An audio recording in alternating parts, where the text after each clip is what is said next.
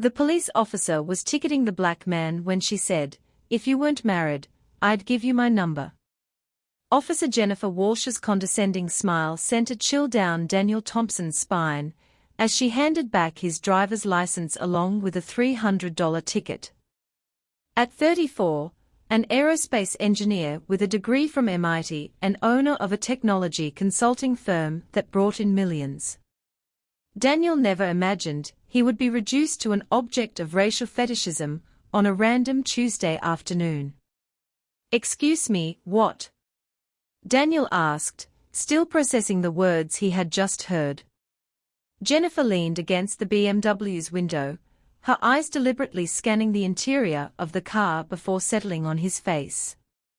"I said, you're lucky to be married. Otherwise, I'd be interested." She paused deliberately. "I've always had a thing for exotic men." The word exotic echoed in the air like a slap. Daniel felt his stomach churn, but he kept his composure. 15 years in the corporate world had taught him to recognize racism disguised as a compliment. And this woman had just crossed every line imaginable. "I see," he replied with a calmness that surprised even himself. "Can I leave now?" Jennifer laughed as if sharing an inside joke. "Of course, dear. But if things change at home," she slid a business card through the window. "Call me. I love diversity." Daniel took the card without looking, placed it in the center console, and started the car. In the rearview mirror, he saw Jennifer typing something on her cell phone, probably reporting yet another conquest to her friends. What she didn't know was that Daniel had recorded the entire conversation. As he drove home, a cold anger took hold of him. It wasn't just the unfair ticket. After all, he was really a few miles over the limit. It was the calculated humiliation, the reduction of his humanity to a sexual stereotype, her absolute confidence that he should feel flattered by the attention. Daniel Thompson had built a company from scratch, employed 43 people, and had contracts with NASA.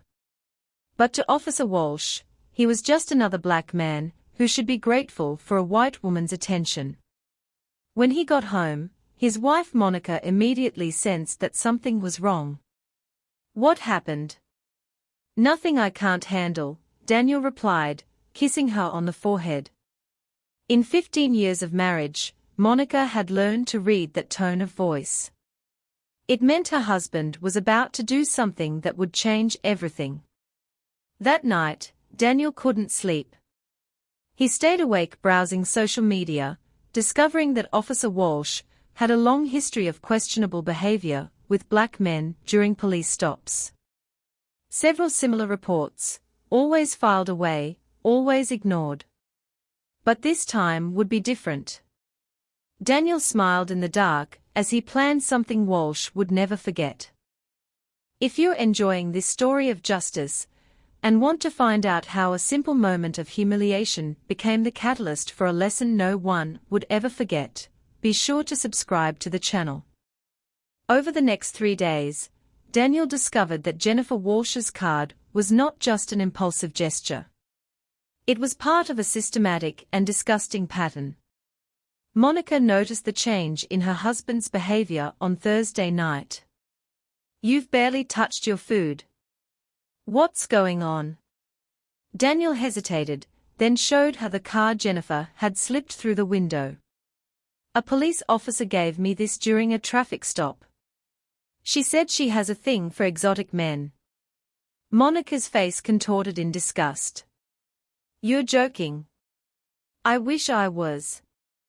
Daniel opened his laptop, but it gets worse. Much worse. He had spent the last 72 hours researching Officer Walsh on social media. Her Instagram was a veritable museum of racial fetishes disguised as diversity. Photos with black men at parties, always with captions like, "I love meeting different cultures and diversity is everything." Her friends' comments were even more revolting. "You and your type," followed by eggplant emojis. Look at this. Daniel clicked on a photo of a barbecue. Jennifer was hugging 3 different black men, all of whom looked clearly uncomfortable. The caption read, "Collecting special memories." Monica covered her mouth with her hands. That's sick. Daniel had discovered more. Jennifer frequented a Facebook group called Interracial Dating Queens, where white women shared conquests with black men like trophies. Private messages that some of Jennifer's former targets shared anonymously on online forums revealed a disturbing pattern. She stalked them, fetishized them, and then discarded them when they refused to be reduced to sex objects. She's done this to at least 12 men in the last 2 years, Daniel muttered, scrolling through anonymous screenshots. Always during police stops, always abusing her authority. What angered Daniel most was not just the personal humiliation. It was knowing that Jennifer used her police badge as a tool for sexual predation. How many black men had been unfairly pulled over because they refused her advances? How many were too afraid to report her because of the institutional power she represented? Monica watched her husband with growing concern. 15 years of marriage had taught her to recognize that expression. Daniel was processing, calculating, planning. What are you going to do? What any engineer would do. Daniel replied calmly. I'm going to solve the problem systematically and definitively. On Friday, Daniel received a text message from an unknown number. Hi, exotic babe. Still thinking about me? That wedding ring doesn't have to be permanent. It was Jennifer. She had gotten his number through the police system, and was now literally harassing him via text. Daniel screenshot the message and added it to his growing folder of evidence. For a moment, he felt a surge of anger that surprised him. It wasn't just about him. It was about all the men she had humiliated. All the time someone like him had been reduced to a sex object by someone who was supposed to protect and serve. But Daniel Thompson hadn't built a multi-million-dollar company by reacting with anger. He had learned that the most complex problems required elegant solutions. And Jennifer Walsh was about to find out that she had chosen the wrong man to be her newest trophy. That night, Daniel did something he hadn't done in years. He called his brother Marcus, a civil rights lawyer in Los Angeles. I need a favor, he said simply. Each new humiliation only strengthened something inside him that the arrogant officer couldn't see. A quiet determination fueled by the very injustice she tried to normalize with her badge and condescending smiles. Marcus Thompson arrived in Denver the following Monday, carrying 2 suitcases, and an expression Daniel had known since childhood. Absolute determination masked by professional calm. At 36, Marcus had built a formidable reputation defending victims of racial discrimination in Los Angeles, and his firm had a 94% win rate against corporations and public institutions. So, Marcus said, spreading the evidence Daniel had collected across the kitchen table. Our dear Officer Walsh isn't just a sexual predator. She's a systematic sexual predator using police authority. Daniel watched his brother methodically analyze each screenshot, each text message, each Instagram post. Marcus had developed a surgical technique for dismantling seemingly impossible cases. And watching that mind at work was like watching a master craftsman at work. She's committed 3 federal crimes in the last 2 weeks alone, Marcus muttered, taking notes. Sexual harassment, abuse of authority, and racial discrimination. But the problem isn't proving it. The problem is that she probably has institutional protection. Daniel wasn't surprised. How many men like me do you think have reported her and been ignored? Probably dozens.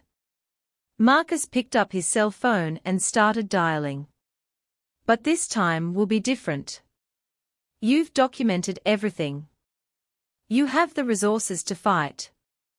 And most importantly, he smiled with a confidence that made Daniel shiver.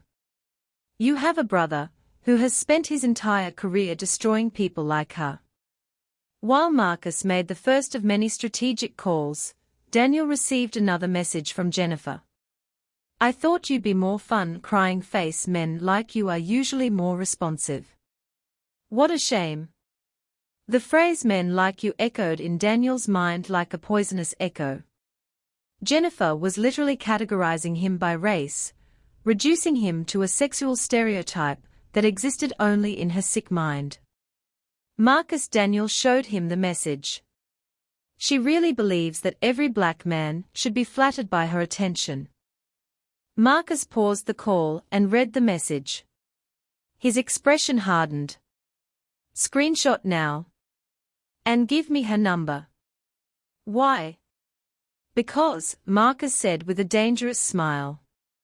I'm going to introduce myself as a single cousin from Los Angeles.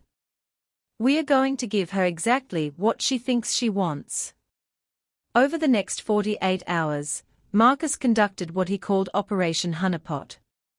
He created a fake Instagram profile using photos of a hired model, introducing himself as Marcus, Daniel's cousin, a successful lawyer, and recent divorce.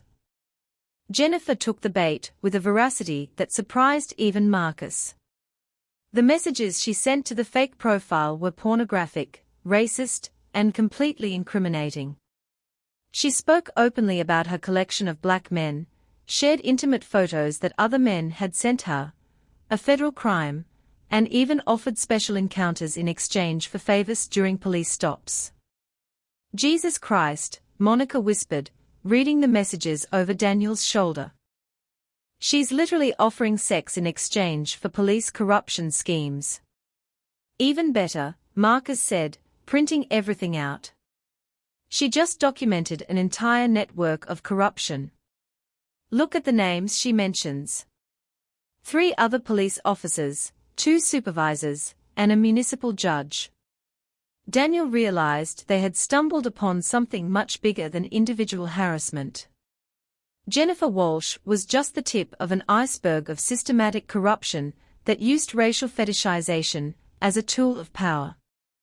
But Jennifer, drunk on her own arrogance, kept digging her own grave. She began sending Marcus screenshots of conversations with other black men she had collected, including photos of men in intimate situations, who clearly did not authorize distribution. She's distributing non-consensual pornography, Marcus said, almost unable to believe his professional luck on federal property. That's a guaranteed prison sentence. Daniel, however, wasn't just interested in prison. He wanted something more poetic, more devastating. He wanted Jennifer Walsh to experience the same humiliation she had inflicted on dozens of black men. That's when Monica had a brilliant idea. The police department is doing that diversity and inclusion campaign next month, remember? She said, showing a flyer that had arrived in the mail. A huge public event broadcast live with a goal of improving community relations. Daniel and Marcus looked at each other.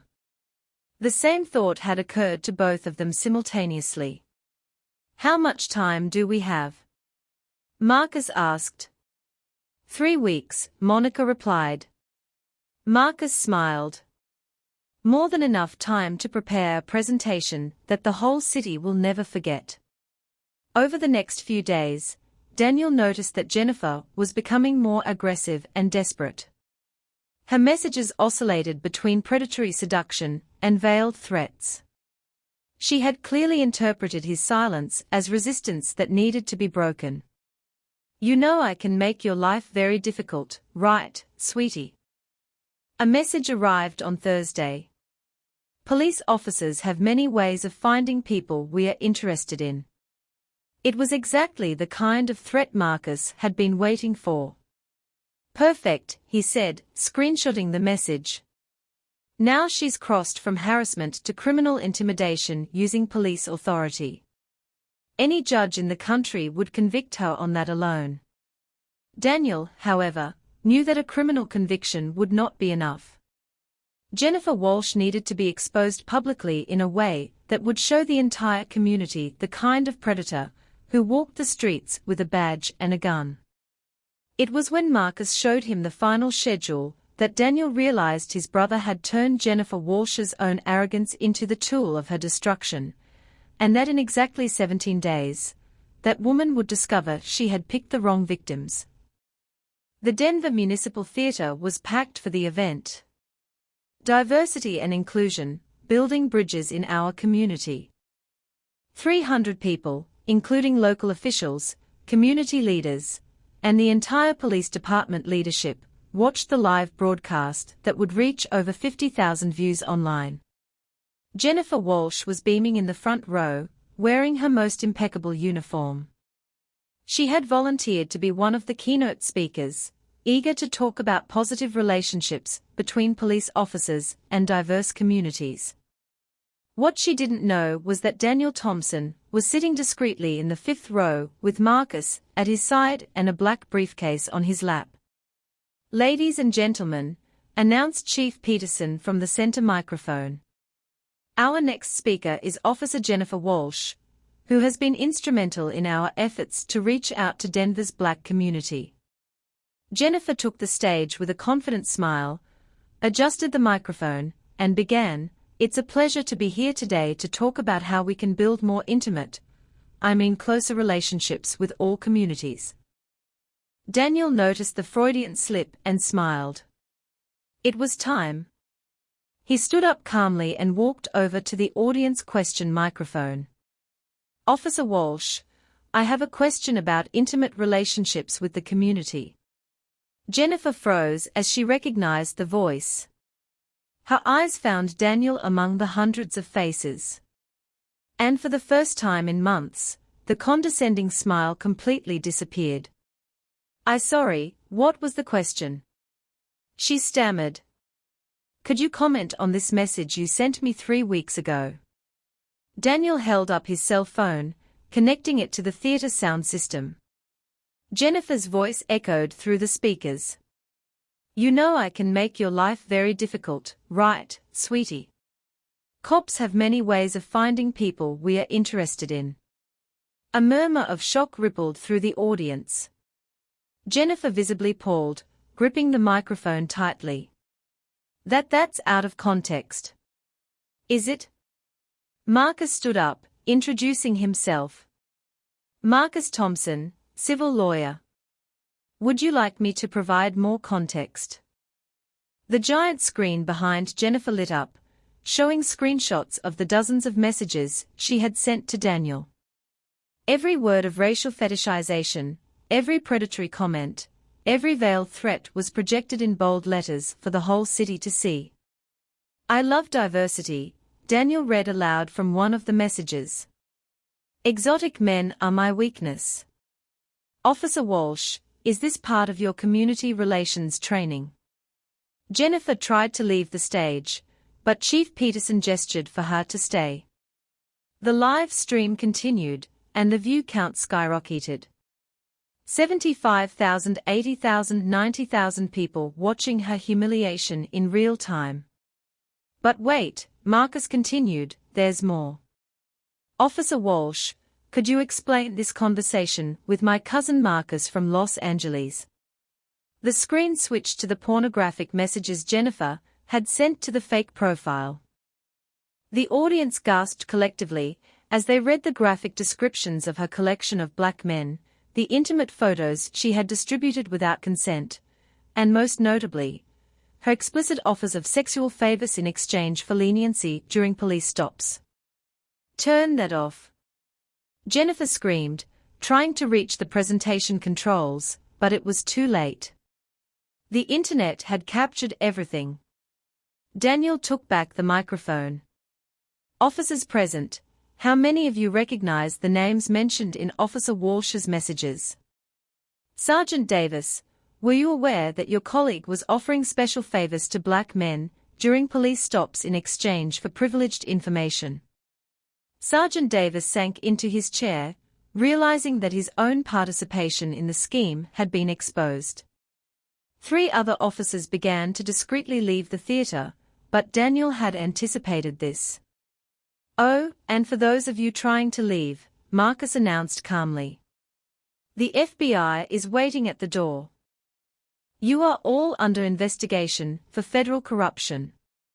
Jennifer collapsed into her chair on stage, her hands shaking uncontrollably. The woman who for years had reduced black men to sex objects, who had abused her police authority to feed her racist fetishes, was now being seen by the entire city for exactly what she was: a uniformed sexual predator. Chief Peterson took the stage, visibly shaken. "Officer Walsh, you are suspended effective immediately. A full investigation will be—" "That won't be necessary," Daniel interrupted.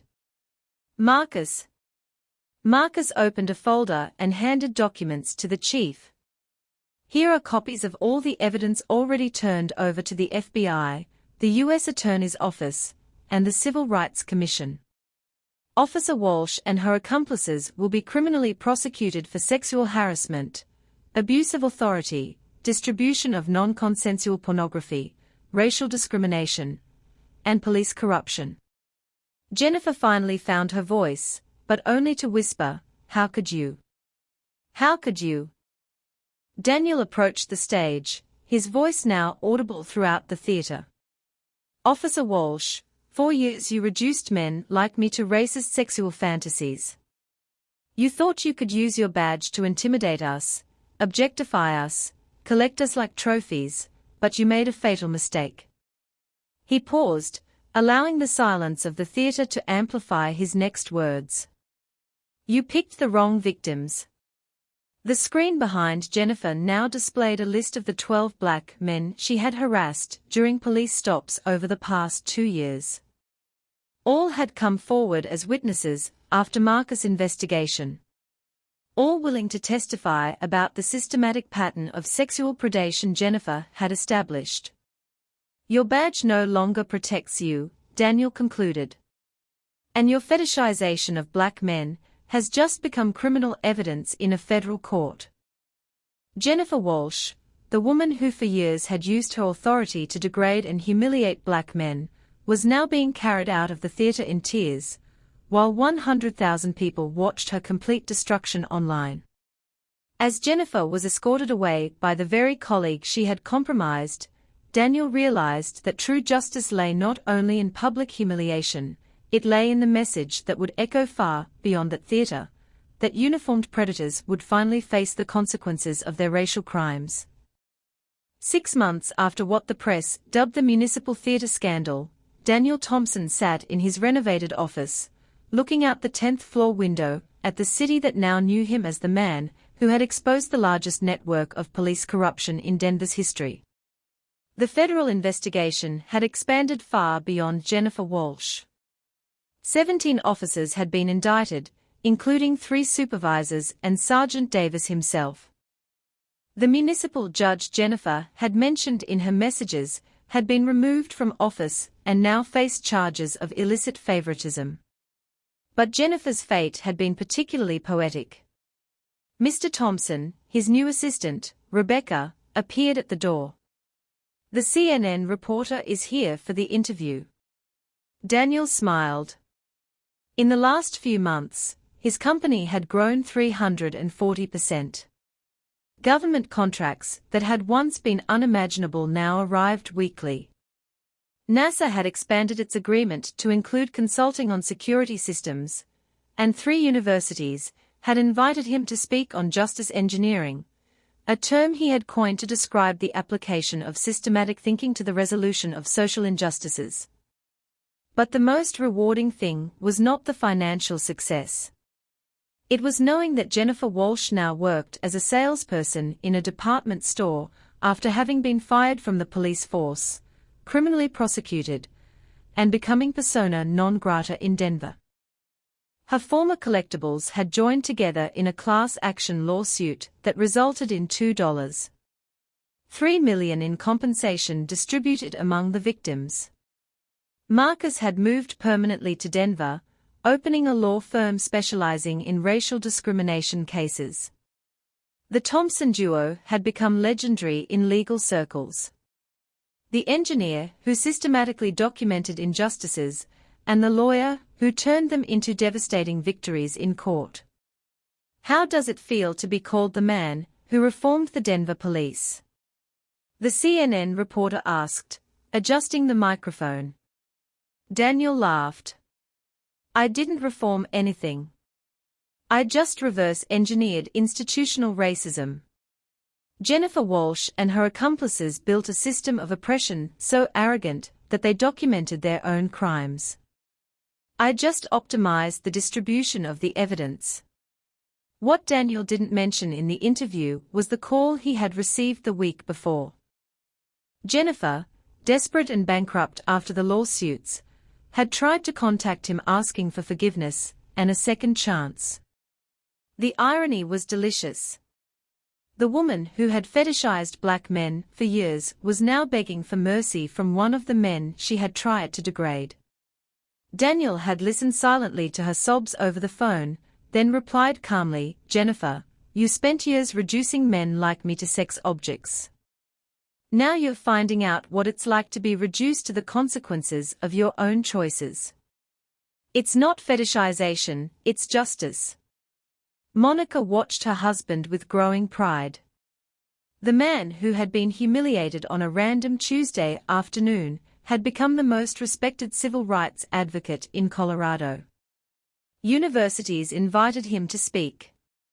National organizations sought his advice, and the federal government had created a protocol based on his methods for investigating institutional discrimination. You've changed, Monica said that night as they ate dinner at home. You didn't just avenge an injustice. You turned pain into power. Daniel reflected on his wife's words. Jennifer Walsh had tried to reduce him to a racial stereotype, but she had inadvertently awakened something much more powerful, the determination of a man who discovered that his true strength lay not in anger, but in the ability to turn injustice into systemic change. The phone rang. It was another black man from Phoenix, victim of similar harassment by a police officer, who had apparently learned from Jennifer through social media before the scandal broke. Marcus was flying to Arizona the next morning. Do you know what Jennifer's fatal mistake was? Daniel said to Monica, hanging up the phone. She thought I would be flattered by the attention, that men like me should be grateful when white women choose us for their racist fantasies. Daniel walked to the window, watching the city lights. But Jennifer didn't understand one fundamental thing. Men who build empires from scratch aren't flattered by crumbs of attention. We create systems. Daniel's story had inspired an entire generation of victims of discrimination to document, organize, and strategically respond to the injustices they faced. The Thompson Protocol, his methodology of systematic evidence collection and coordinated public exposure, was being taught in law schools and social activism circles across the country. Jennifer Walsh had tried to collect black men like trophies. Instead, she had inadvertently created the catalyst for the biggest police reform Denver had ever seen.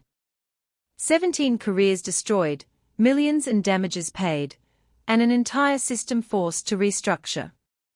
The best revenge, Daniel murmured, looking at the framed photo of his MIT graduation, is not to destroy those who hurt you. It's to build something so great that they become irrelevant. Monica approached, hugging him from behind. Jennifer Walsh tried to reduce you to a sexual fantasy. She ended up turning you into her nightmare. Daniel smiled. No, she ended up reminding me of who I've always been, an engineer who solves problems. Jennifer was just another flawed system that needed to be fixed. 6 months after that humiliating afternoon in traffic, Daniel Thompson had turned the injustice he suffered into the tool of his rise. Jennifer Walsh remained in Denver, but now is a living example of how racial arrogance can completely destroy a life. She had tried to fetishize black men, and discovered she had chosen the wrong man to be her newest trophy. True justice isn't about bringing down those who humiliated you. It's about rising so high that they become incapable of reaching you again. Daniel learned that the best revenge isn't to retaliate against the racism he suffered, but to build a legacy so powerful that it rewrites the rules of the game forever. If this story of turning humiliation into power has inspired you, subscribe to the channel to discover more real stories of people who have turned the worst injustices into their greatest victories. Because sometimes being underestimated is the biggest advantage you can